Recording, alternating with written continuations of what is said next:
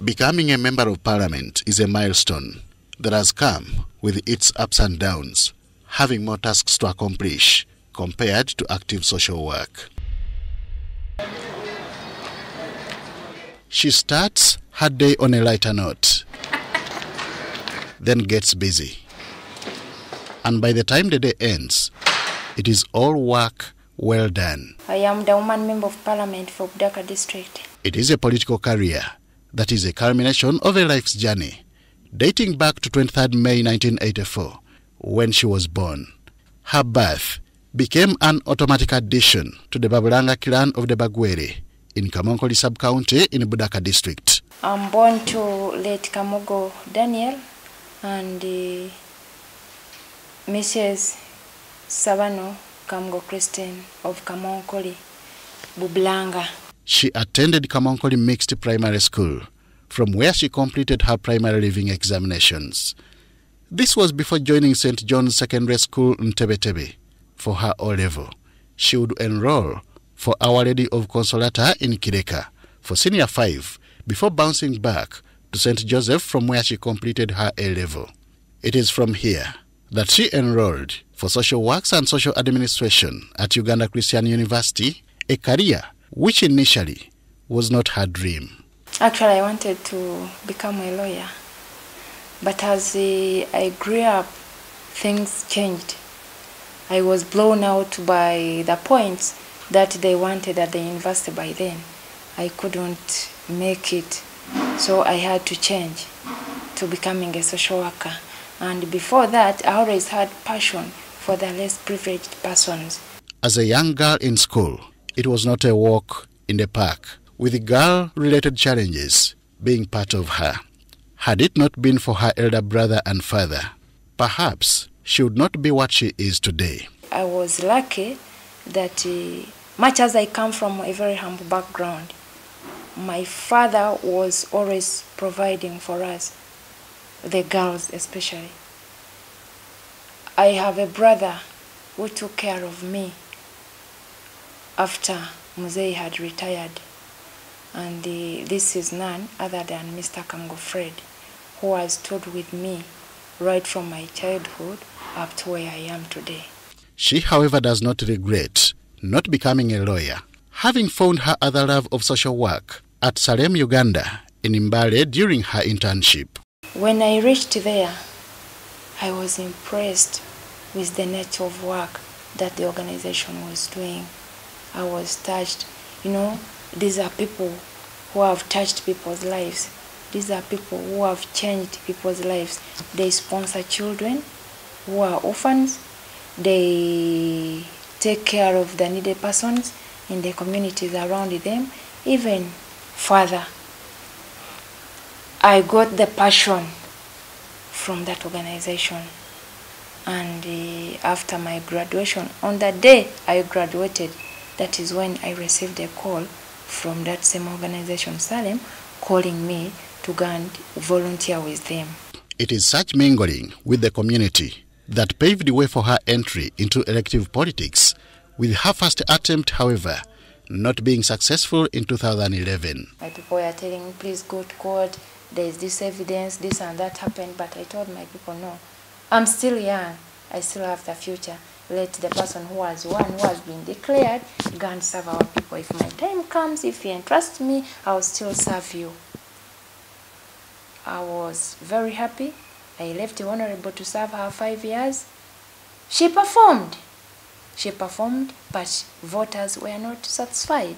She would cross from the FDC to NRM party in preparation for the forthcoming election of 2016, starting as the Budaka NRM district treasurer. I want to tell you that I had only 10,000 shillings in my bag. My opponent was busy mobilizing people, giving them money, promising them all she could. When it came to campaigning, talking about ourselves, my opponent was the first. As she was speaking, she was being interrupted, and Of course, there were some people distracting her, but instead of concentrating, she also chose to reply them. When she did that, the people got annoyed the more. After her speech, I took on the floor. I told my people, my role is to receive the income, spend it, and then I give you the report. My cardinal role will be to take care of your party money that comes in. I'll be briefing you how much has come in and how much we've spent. Then my people just told me, that is enough, please sit down. She vied for that position with her opponent, who was then incumbent district woman MP Sarah Kataike Ndoboli. Upon losing the NRM district treasury slot, Kataike publicly declared she would not contest again. She would, however, return as an independent candidate for the woman parliamentary seat, which she still lost to Pamela Nasiyo. After the NRM primaries, I won. When she heard that I had won, I was surprised. The minister came back in the race. And when people asked her, she said my job is still there, but my supporters have asked me. The words she used were she could not leave the district in the hands of the dogs. This gave me a mileage. Of course, it meant something else in English, but I had to capitalize on that. I had to interpret it locally to my people. My people appreciated my message. They sympathized with me, whom she had called a dog. She could not afford to leave the district in the hands of the dog. For me, I also interpreted in Lugwere the way a dog in Lugwere is in Bwa.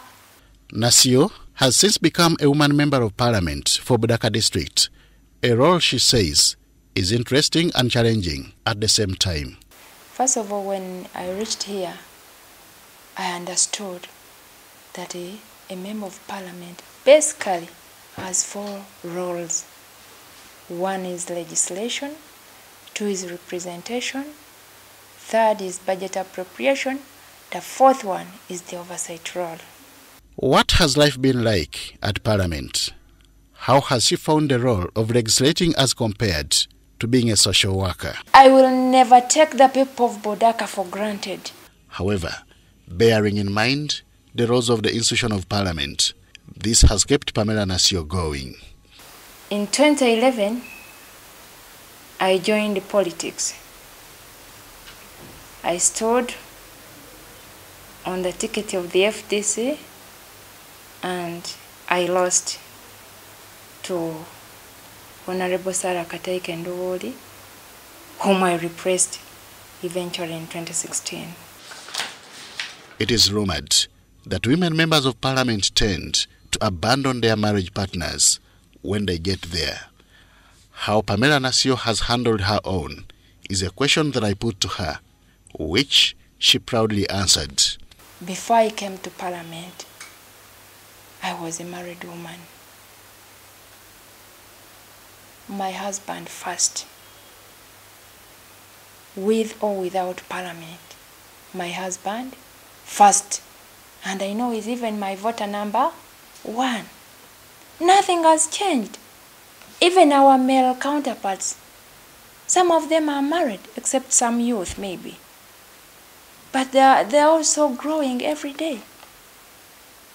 Parliament is a place to legislate. Here, she also decries the increasing cases of domestic violence, especially in eastern Uganda, whose causes she highlights. Lack of respect for maybe couples.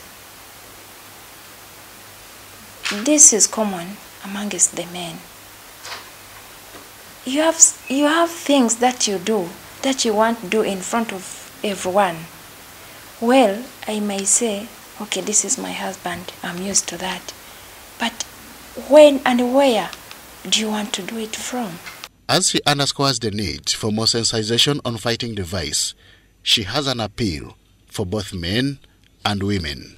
Men, you must have love. You should love your wives. You should love us. You should be responsible. The women also.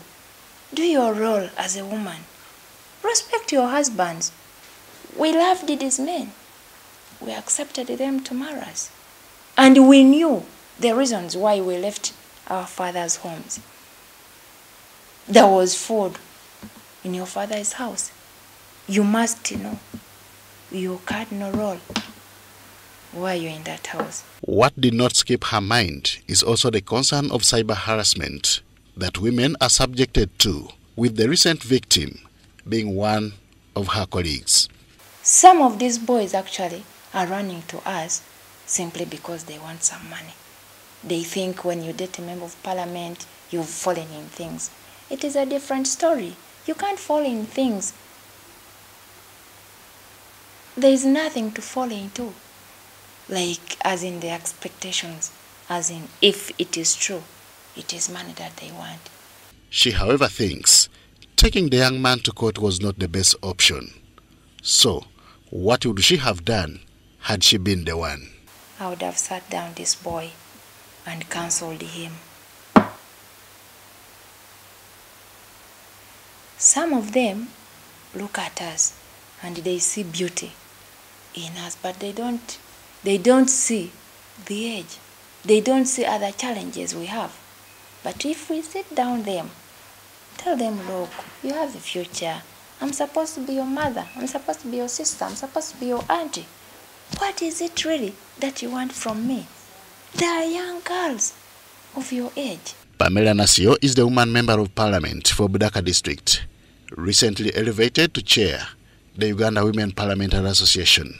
She served as publicity secretary of this association for over 2 years, under the chairpersonship of Kumi woman member of parliament, Monica Amoding, whom she has now replaced. My expectation was, since the previous leadership had performed quite well, I expected that maybe they renew and they leave the leadership that had served. And to me, they had performed. We had performed, I should say. But this wasn't the thing, and the chairperson declined. She declined. Even the vice chairperson declined from being re-elected. So there was a vacuum. She foresees challenges in her new role, but plans to employ inclusiveness to achieve its objectives. I will not do it alone. I have an executive, and I want it to be all-inclusive. Everyone should participate. Everyone will be participating. I don't want to, if we achieve something, if we pass a bill, it should be who has performed. All of us who subscribe to it. All these achievements have partly been because of the people she looked up to as her role models, including Speaker of Parliament, Rebecca Kadaga.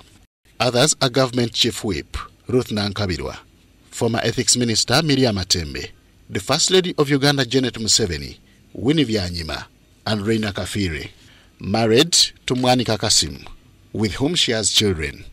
Nasiyo spends her free time with voters and her family. I'm happy with my husband. I respect him. Henry Okurut, UBC.